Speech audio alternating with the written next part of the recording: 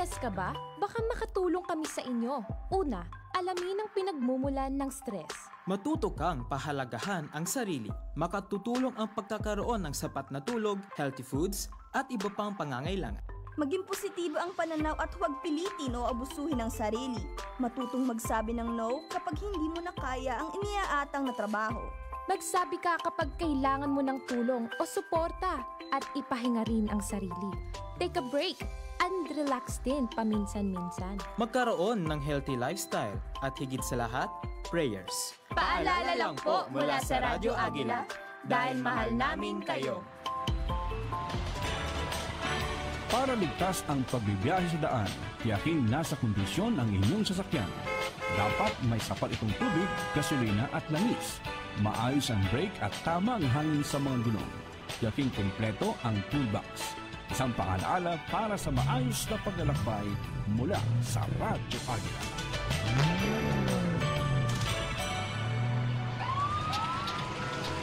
Narito na ang programang sandalan ng mga naapi. Sumbungan ng mga naabuso. Tumutugon, umaaksyon sa lahat ng panahon. Alagad ng batas. Alagad ng batas. Katarungan at serbisyong makatotohanan. Programang kakampi ninyo kontra krimen.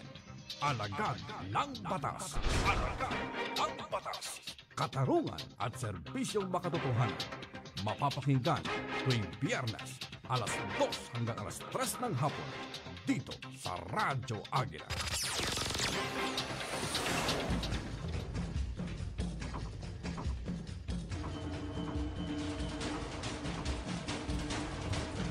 Isang magandang hapon, Luzon, Visayas, Mindanao, worldwide. Ito po ang programang Alagad ng Batas, katarungan at serbisyong makatotohanan. Magsama-sama ho tayo hanggang alas 3 po ng hapon. Ngayon po ay, ang petsa natin ay... Anong petsa natin ngayon? Ngayon po ay June 27, 2025. Ayun. Yes po ngayon, Glenn. Yes. Pati petsa na nilimutan ko na. Okay, kumusta kayo? Sana po okay lang po kayo. Sa mga tagapanood po natin via Facebook Live, via YouTube channel. Ito po ang programang Alagad ng Batas, katarungan at serbisyong makatotohanan. At siyempre sa mga tagapakinig po natin via Transistor Radio sa DCEC Radio Agila 1062. Ito po si Kuyang Glenn Gatos, of course. At ako naman po si Patrol Woman Femory Octaviano mula sa Pika G. Ito mic natin, mic 3 ba? Mic 3, okay.